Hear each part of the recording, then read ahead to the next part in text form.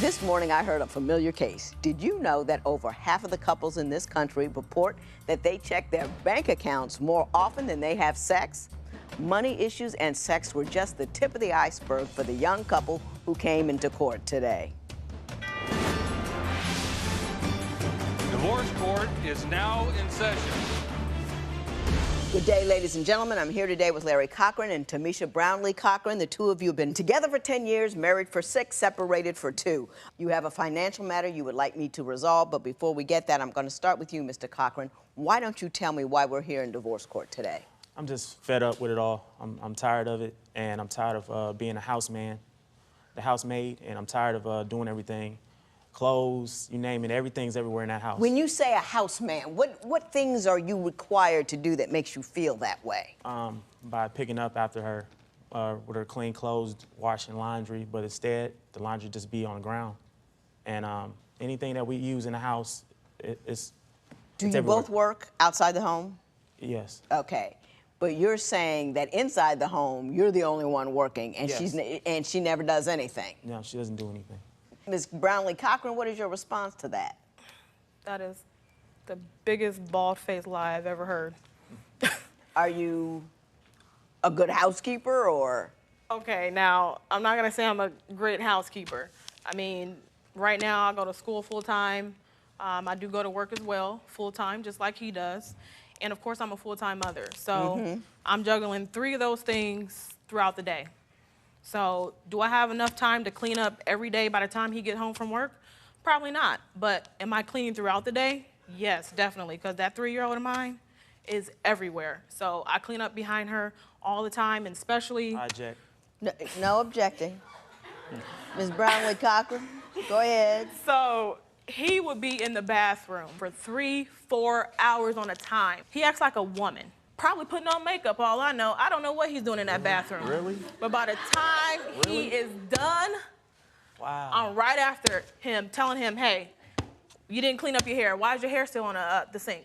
Why is it still there? So then when he leaves, I'm cleaning that up. By the time he comes, yeah, maybe might be some clothes and stuff in that bathroom, or maybe my toothbrush and toothpaste might be on the sink instead of in the mirror. Now, Mr. Cochran, I am going to say this. If I were to, or if anyone comes and want to leave their spouse, I wouldn't jump out with, yeah, she's messy. You know what I mean? And it appears to me she's got a full-time job, she's got a little kid, she's in school full-time. Yeah, maybe she is a little messy. 3 to 4 hours in the bedroom is insane. She's out there working full-time, going to school and raising a toddler, and this man is hiding in the bedroom, leaving her on the sink.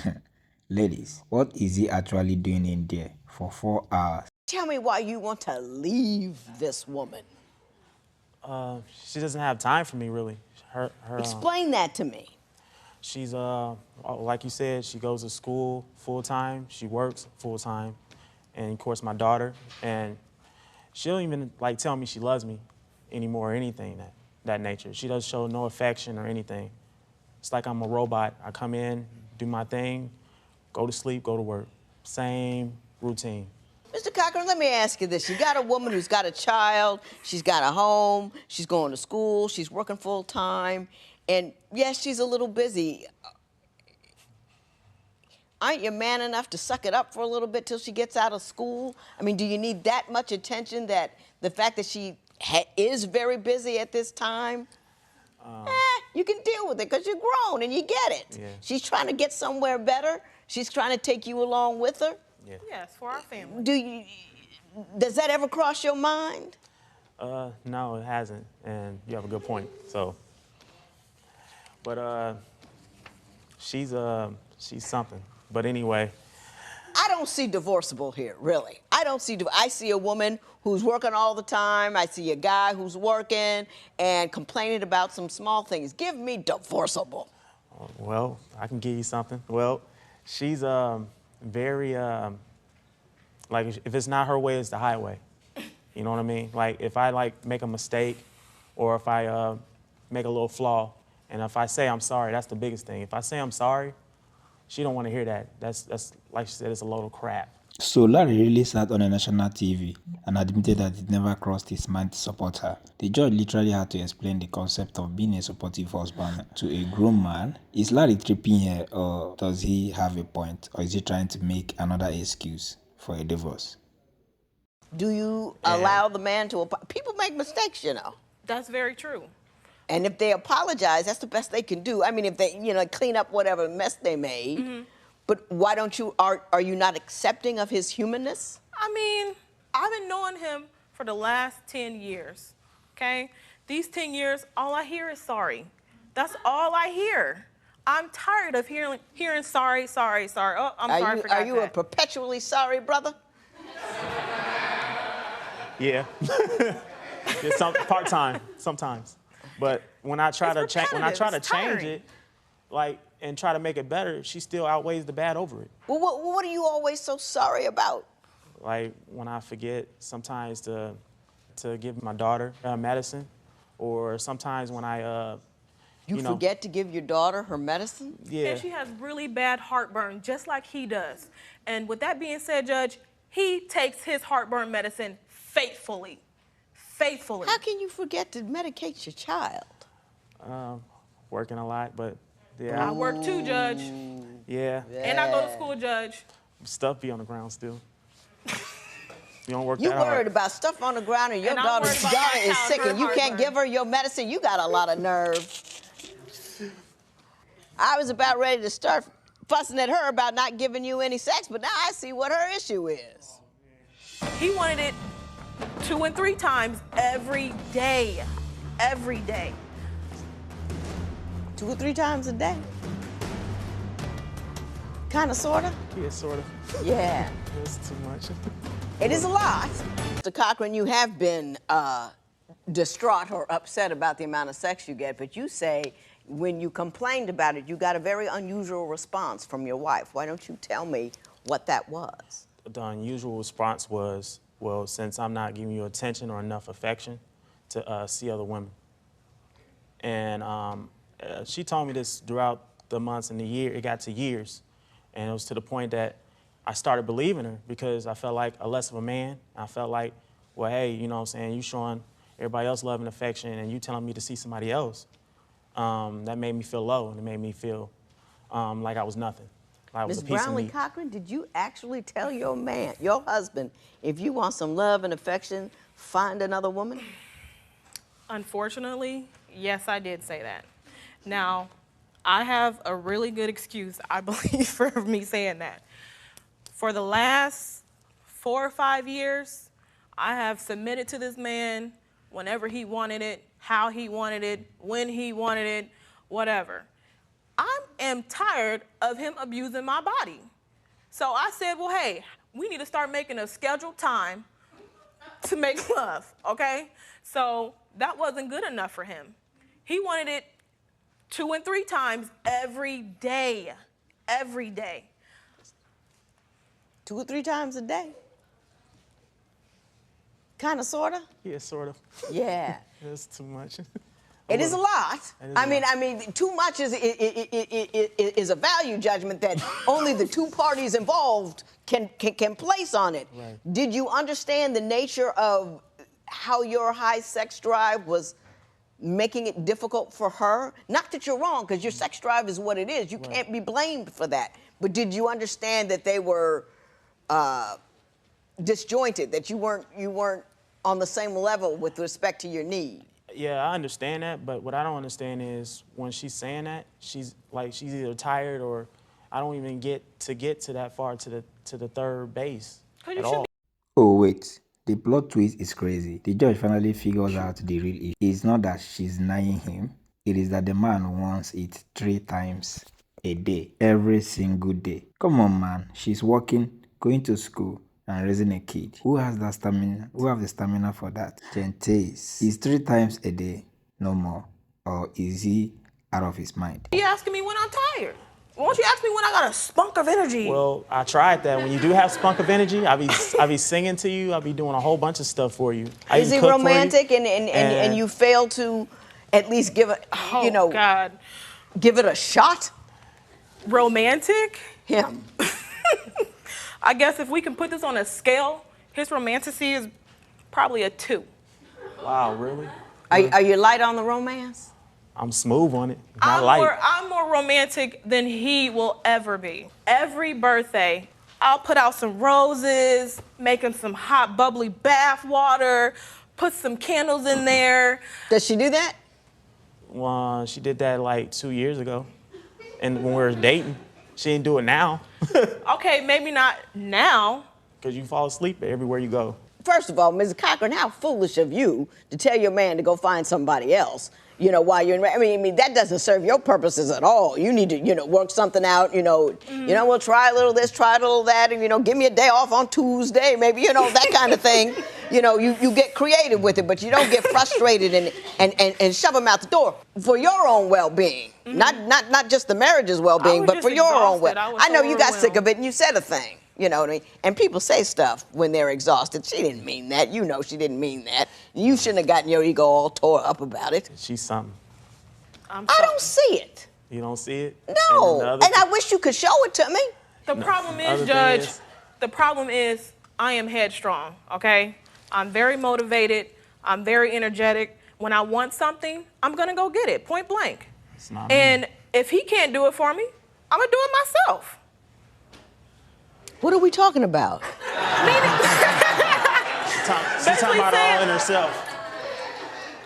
Basically saying, I want more money, okay? So I go ahead, I start a business, and go move for it. He wanted to still stay in the same situation. I gotcha. You're a go-getter, and you're saying that he's just complacent and doesn't assist you in that regard. Yes. I gotcha. You say that Mr. Cochran is both selfish and cheap. I could ask him for $5 or $10. He'll say, you don't deserve it. I feel that she don't deserve it because she don't put effort in being a wife to me. Ms. Brownlee Cochran, you say that Mr. Cochran is both selfish and cheap. Why don't you explain those comments to me? Yes, that is so true. This man, so when I first wasn't working, I was a stay-at-home mother, okay, for the first 3 years of our daughter's life because we wanted to make sure we watch her, okay? So that means I have no money. That means he's the breadwinner over here. So when I need something, I need it for her or for myself. I could ask him for $5 or $10. He'll say, you don't deserve it. I'm like, really? Why don't I deserve it? I watch your daughter 24/7. I go to school. I'm doing everything you want for me to do, probably other than the sex thing. Why don't I deserve it? Oh, you're lazy. I come here, the house is all dirty. Look at our room, look at your clothes, look at this, look at that. I work my butt off for this, so I deserve it. That's what he says to me. Mr. Cochran, would you want to respond to that? Yeah, I do actually. Some of it's true, but I feel that she don't deserve it because she don't put effort in being a wife to me, and she thinks it's funny. Like when I be like trying to clean her mess on my day off, or when I'm doing work, going to work, almost being late for work, I'm gonna be hurting myself over her high heel shoes, and picking up her mess. And she thinks it's funny, and now my daughter's taking that habit, and she even shows attitude. Who shows attitude? You and my daughter gives me lip because she's trying to be like you, I guess. Does your wife give you lip? Yeah, all the time. What kind of lip does she give you? You're a big boy. You'll be all right. Yeah. Pat yourself on the back. You good? You don't need- Mr. don't need Cochran, nothing. I guess the part I don't understand is no matter what goes on, you and I end up talking about her not picking up her clothes. And I just don't see, people have flaws, you know what I mean? And I don't pick up mine either. It's just, you claim great inadequacies on her part, and I'm not seeing it. Okay. And I want you to. Is it about her attitude? Tell me about her attitude. How does she come across? What did she say? She's cold-hearted, and I feel she don't have no emotion. Give me an example. I can't picture it. She'll tell me to go get her something to eat, and I go get her something to eat. If I made a slight mistake over it, she'll give me hell over it. She'll tell me, you didn't do good. You didn't tell him. No, you didn't. That's not good enough. Go back out there and get it. she won't just, say So I you went out appreciate and got fast food and they got it wrong, Yeah, and you and bring she- it back, yeah, and and she's she- claiming that you didn't pay enough attention I at didn't the pay enough window. yeah. Does that kind of thing happen at your house? Yes, it does.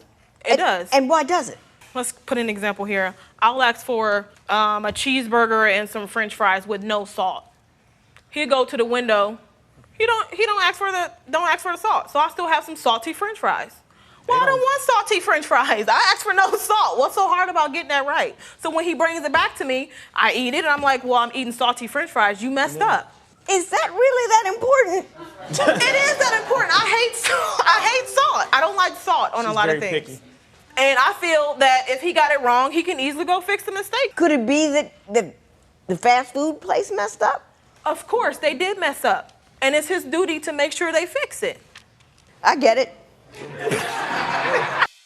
Mr. and Mrs. Cochran, I think I only saw about 10% of what's wrong.